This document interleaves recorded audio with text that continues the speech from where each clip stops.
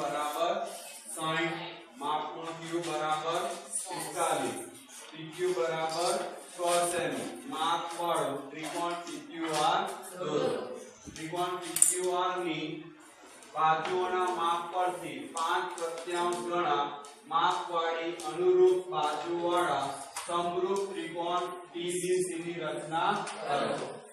એટલે પહેલો આપણે કયો ત્રિકોણ રચવાનો છે PQR બરાબર જેના માપ કયા છે માપ ખૂણા P નું માપ 60 માપ ખૂણા Q નું માપ 45 અને PQ બરાબર 100 સેમી એટલે પહેલા કેટલી બાજુ દોરવી પડે PQ કેટલા સેન્ટીમીટર નો દોરવાનો 100 સેન્ટીમીટર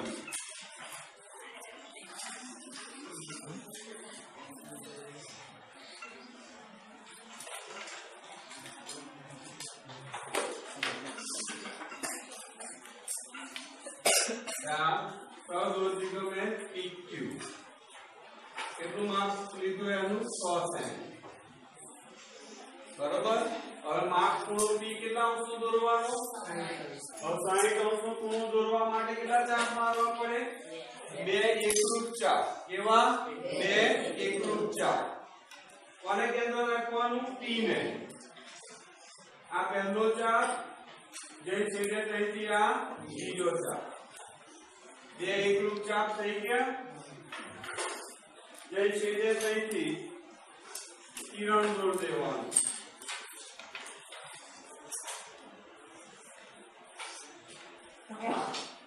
બરાબર આ કેટલા અંશનો ખૂણો બનાવ્યો 60 અંશ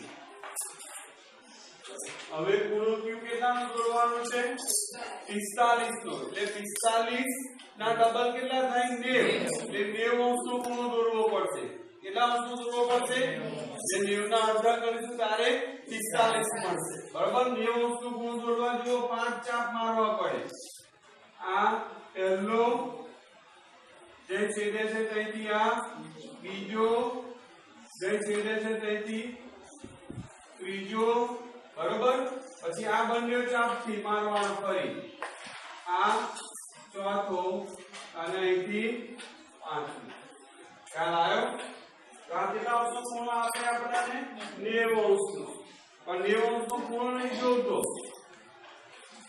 ત્યાં ટૂટક લાઈન દોર દેવાની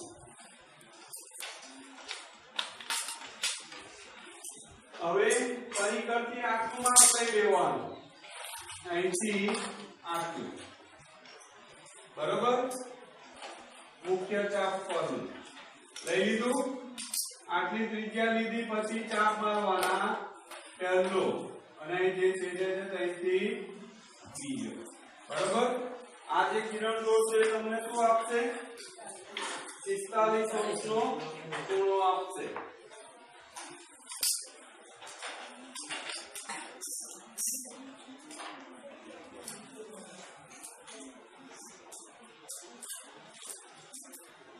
આ બંને જે છેદે તે શું નામ આપી દઈશું આપણે R અહીં 45 અંશનો ખૂણો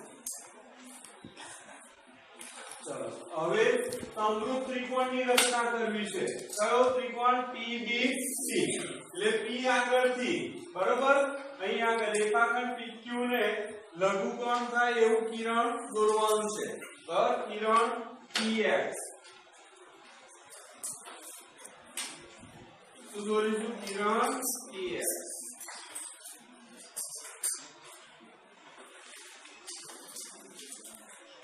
અને આ રેખાખંડ PQ ને સમાવતું કિરણ લંબાઈશું આપણે બહારની સાઈડ ત્રિકોણ આવશે આ વિકલ્પ નંબર 2 છે તમારો ખ્યાલ આવે છે 5 પ્રત્યાંશ છે એટલે અંશ કેવો છે મોટો છે બરોબર હવે કેટલા ચાપ મારવાના ગયા હતા યાદ કરો 5 પ્રત્યાંશ છે તો સૌથી મોટી સંખ્યા 5 તો કેટલા ચાપ મારવાના 5 ચાપ મારવાના પહેલો ચાપ કોને કેટલો રાખ્યું P ને આ 1 પછી 2 3 4 અને 5 બરાબર નામ આપી દઈશું અહીં કિરણ PX કહી દઈશું આ કિરણ py કહીશું, અહીં આગળ p1 p2 p3 p4 અને p5. હંમેશા મેં કહ્યું હતું કોને જોડવાનું, છેદને એટલે કે p3 ને કોની સાથે, q સાથે.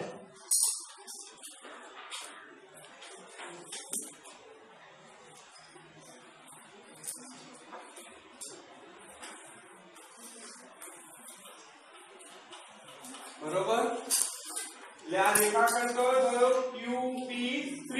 કયો થયો, એટલે અંશમાં જોવાનું કેટલા છે, 5. તો P5 માંથી QP3 ને સમાંતર રેખાખંડ શું કરવાનું છે, આપણે દોરવાનો છે. જે સમાંતર રેખાખંડ દોરવા માટે શેની રચના કરવાની, અનુકોણની. શેની, એટલે જો કેવી રીતે ચાપ મારીશું, P3 ને કેન્દ્ર રાખ્યું, બંને બાજુ છેદે એ રીતનો આ પહેલો ચાપ, પર આનો આ ત્રિજ્યા લઈ કોને કેન્દ્ર રાખીશું, હવે P5 ને, અને ફરી એક બાજુને છેદે એ રીતનો શું મારીશ, ચાપ. બરોબર, બે ચાપ ભાગી ગયા. હવે ત્રિજ્યા કેટલી લેવાની, અહીંથી અહીં સુધીની. આ જે બંને બાજુને છેદે છે એ રીતની લઈ લીધી ત્રિજ્યા. બરોબર, અહીં જે છેદે છે ત્યાંથી એક શું મારી દેવાનું છે, ચાપ. ખ્યાલ આવી ગયો. હવે તમારે અહીં આગળથી સમાંતર રેખાખંડ દોરી દેવા.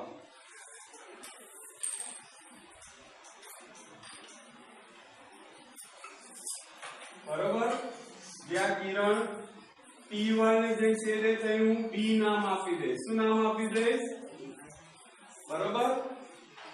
હવે ફરી પાછી રચના કરવાની આપણે. હવે કઈ આગળ, Q અને B આગળ. ફરી પાછો આ રેખાખંડ QR જે થયો એને સમાંતર રેખાખંડ શું કરવાનું છે, આપણે દોરવાનો છે. બરોબર, તો શું કરીશ, Q ને કેન્દ્ર રાખીને શું માર દઈશ, ચાપ માર દીધો. A નો એક ત્રિજ્યા લઈ B ને કેન્દ્ર રાખીને શું માર દઈશ, ચાપ. હવે આટલી ત્રિજ્યા લઈશ, લીધી. બરોબર, અહીં આગળ શું માર દઈશ, ચાપ.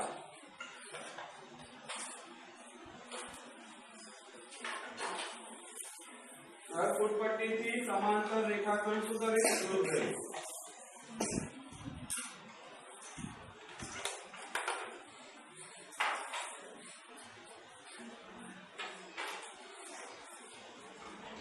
બસ એની બાજુને લંબાવી પડશે.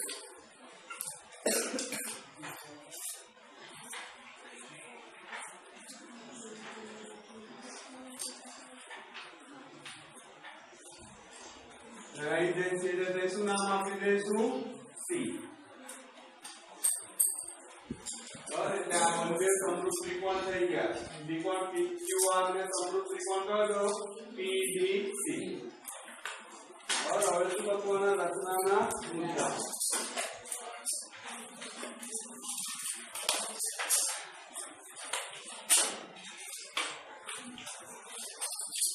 પહેલો મુદ્દો અંદાજ આપેલો છે, માપ ખૂણો P બરાબર 60, માપ ખૂણો Q બરાબર 45, PQ બરાબર 6 સેમી. માપ વાળો ત્રિકોણ PQR રચો. બરોબર, પછી આ રેખાખંડ PQ પર સાથે લઘુકોણ બનાવે એવું કિરણ તો દોરવાનું, PX. એ રેખાખંડ PQ સાથે લઘુકોણ બનાવે તેવું કિરણ PX રચો. કિરણ PX રચો. હવે કેટલા ચાપ મારવાના, 5 તો વર્તુળનું કેન્દ્ર પહેલા કયું લઈશું P ત્રિજ્યા આ વર્તુળનું કેન્દ્ર P1 ત્રિજ્યા આ વર્તુળનું કેન્દ્ર P2 ત્રિજ્યા આ વર્તુળનું કેન્દ્ર P3 ત્રિજ્યા આ અને વર્તુળનું કેન્દ્ર P4 ત્રિજ્યા આ રચો જે કિરણ Px ને अनुक्रमे P1 P2 P3 P4 અને P5 માં છેદે છે બરોબર હવે શું રેખાખંડ દોરવાનો QP3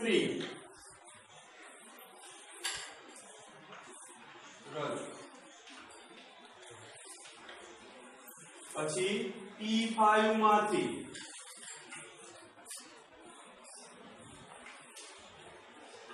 રેખાખંડ QP3 ને સમાંતર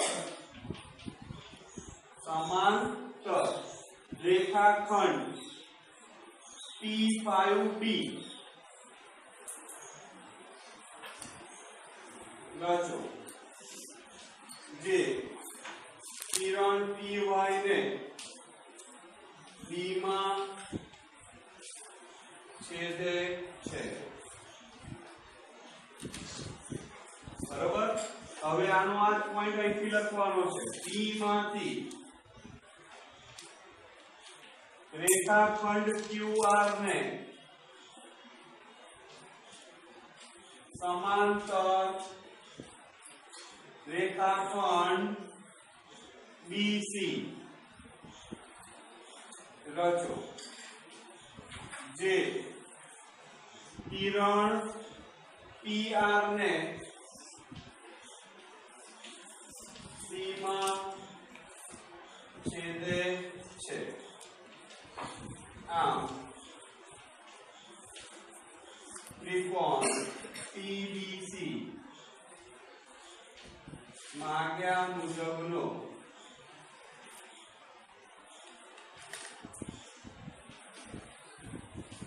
સમરૂપ ત્રિકોણ છે